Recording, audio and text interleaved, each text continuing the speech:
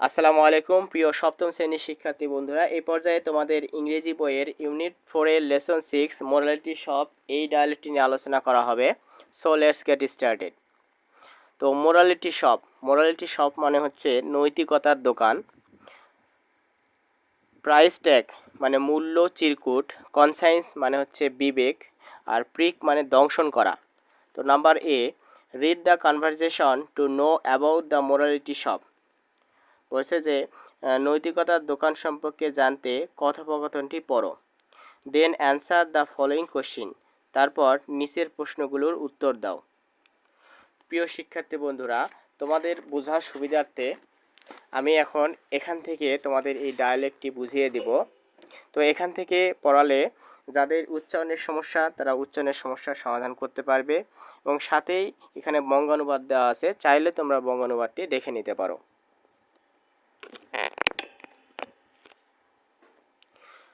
Shahana, today I am going to tell you about a new kind of shop where there will be no shopkeeper.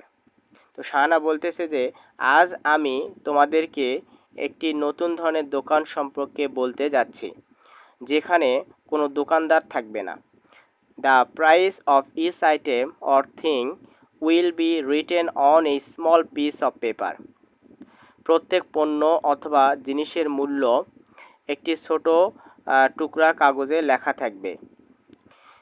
This price tag will be attach to the item or items.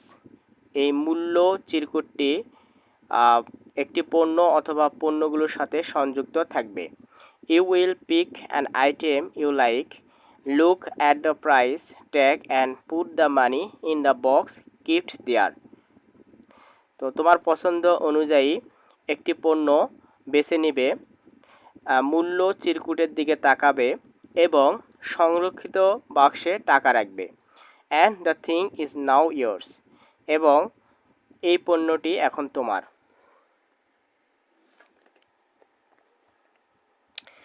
তো এরপরে দেখো বলছে যে the students are not clear about this kind of shop. ছাত্রছাত্রীরা এই ধরনের দোকান সম্পর্কে সুস্পষ্ট নয়। They know that a shop always has a shopkeeper. তারা জানে যে একটি দোকানে সবসময় একজন দোকানদার থাকে। সো দে আর কনফিউজড, তাই তারা বিভ্রান্ত। তো শিলা বলতেছে in that case someone may take a thing and go away without paying. বলছে সেক্ষেত্রে অর্থ প্রদান না করে কেউ একটি পণ্য নিয়ে চলে যেতে পারে। তো শাহানা বলতেছে নোবডি উইল ডু ইট। তো কেউ এটা করবে না। ইফ এনিবডি ডাস, যদি কেউ করে, ইট উইল বি স্টেলিং, তাহলে এটা চুরি হবে। তো রাতুল বলতেছে who will see them stealing, তারা যে চুরি করছে তা কে দেখবে। শাহানা বলছে কনসাইন্স অর্থাৎ বিবেক দেখবে। Do you know what conscience is, তুমি কি জানো বিবেক কি? ওকে, ঠিক আছে। There is something in your mind called conscience. তো বলছে যে বিবেক বলে তোমার মনে কিছু আছে, অর্থাৎ তোমার মনে বিবেক আছে, এই কথাটি এখানে বলছে।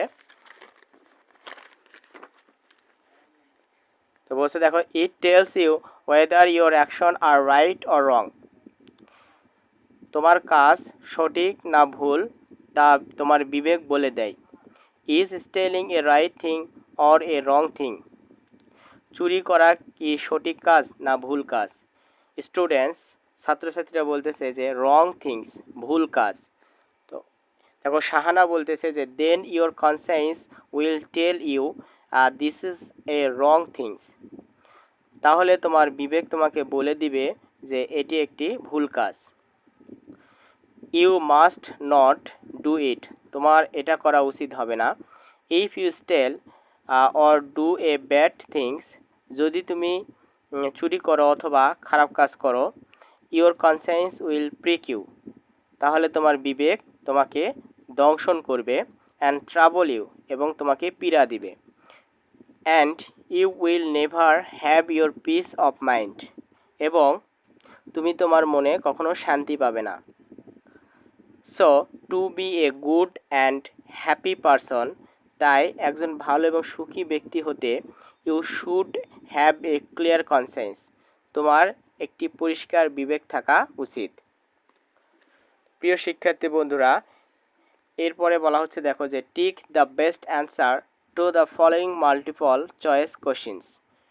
বলা হচ্ছে যে নিচের বহু নির্বাচনী প্রশ্নগুলোর থেকে সর্বোত্তম উত্তরটি টিক চিহ্ন দাও।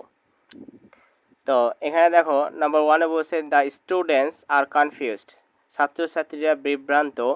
দ্য আন্ডারলাইন্স ওয়ার্ডস মিন দে, অর্থাৎ আন্ডারলাইন এই শব্দগুলো দ্বারা কি বোঝায়। তো দেখো এটার অ্যান্সার হবে বি নাম্বার, যে ক্যান নট আন্ডারস্ট্যান্ড, তারা বুঝতে পারে না। তো এবার নাম্বার টুতে বলছে যে when you buy a thing from a morality shop, বলছে যখন তুমি একটি নৈতিকতার দোকান থেকে একটি জিনিস কিনো, you keep the money in the shop, তুমি দোকানে টাকা রাখো। তাহলে অ্যান্সার হবে সি নাম্বার। এরপর নাম্বার থ্রিতে বলছে a person with a clear conscience, বলছে যে